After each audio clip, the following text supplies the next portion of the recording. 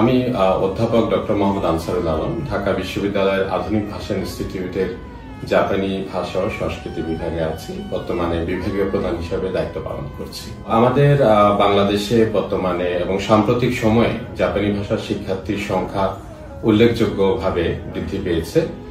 সেই সাথে তারা যে বিভিন্ন ধরনের প্রফিসিয়েন্সি টেস্টে অংশগ্রহণ করছে, সেই প্রফিসিয়েন্সি টেস্টের চাহিদাটাও নানান দৃষ্টিকোণ থেকে বেড়ে গিয়েছে। এখন বর্তমানে জেএলপিটি যেটাকে আমরা বলি, যেটা সারা বিশ্বে অত্যন্ত সুপরিচিত, এই পরীক্ষায় আমাদের শিক্ষার্থীরা সাধারণত অংশগ্রহণ করে থাকে।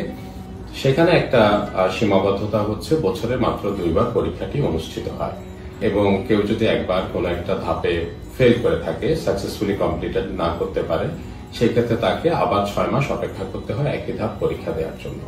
তো এমন অবস্থায় আরো কিছু স্বীকৃত পরীক্ষা বাংলাদেশ সহ সারা বিশ্বে চালু হয়েছে। তার মধ্যে উল্লেখযোগ্য একটি হচ্ছে জেপিটি পরীক্ষা, যেটা বাংলাদেশে নতুন করে পেপার বেসড পরীক্ষা চালু হতে যাচ্ছে এবং আমরা অত্যন্ত আনন্দিত যে এই পরীক্ষার সাথে আমরা ঢাকা বিশ্ববিদ্যালয়ে জাপানি ভাষা ও সংস্কৃতি বিভাগ সরাসরি সম্পৃক্ত হচ্ছি।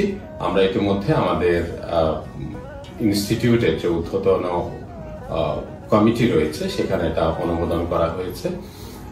আমাদের এই আধুনিক ভাষা ইনস্টিটিউটে 2025 সালের শুরু থেকে নিয়মিত বিরতিতে প্রতি মাসে একবার করে এই জেপিটি পরীক্ষাটি অনুষ্ঠিত হবে।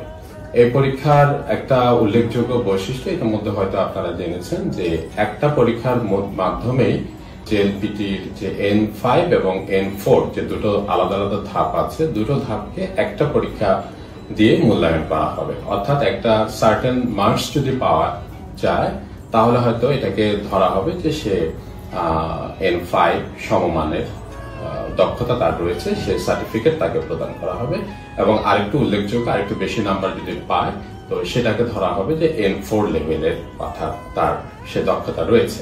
অর্থাৎ অনেক সময় ছাত্ররা একটু কনফিউজ থাকে যে আমি কি N4 লেভেলটা দিব নাকি N5 লেভেলটা দিব। তো এখানে সেই আশঙ্কাটা নেই, অর্থাৎ সে একটা পরীক্ষায় দিতে পারে যেটাতেই তার স্কোর অনুযায়ী তাকে সার্টিফাই করা হবে। এটা একটা বেনিফিট বা একটা স্ট্রেংথ বলবো আমি এই পরীক্ষা। আরেকটা স্ট্রেংথ হচ্ছে যে এটা যেহেতু প্রতি মাসে একবার করে হচ্ছে, কোনো কারণে কারো প্রিপারেশন যদি ভালো না হয়, পরীক্ষা ভালো না করে, সে দ্রুত আরেকবার সে চ্যালেঞ্জটা নিতে পারছে।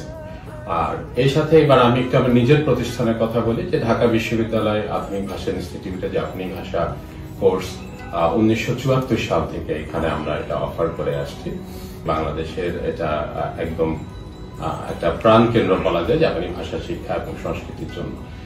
আমরা অনার্স, মাস্টার্স, এমফিল, পিএইচডি থেকে শুরু করে সকল প্রকার প্রোগ্রাম আমরা এখানে অফার করছি, সেই সাথে ল্যাঙ্গুয়েজ প্রোগ্রাম তো রয়েছে। কিন্তু এখন পর্যন্ত আমরা আসলে সরাসরি কোনো প্রফিসিয়েন্সি টেস্টের সাথে পরিচালনার সাথে সম্পৃক্ত আমরা ছিলাম না, বা আমাদের সেই সুযোগটাও হয়নি, অথবা আমরা ওভাবে প্রয়োজনীয়তা অনুভব করিনি।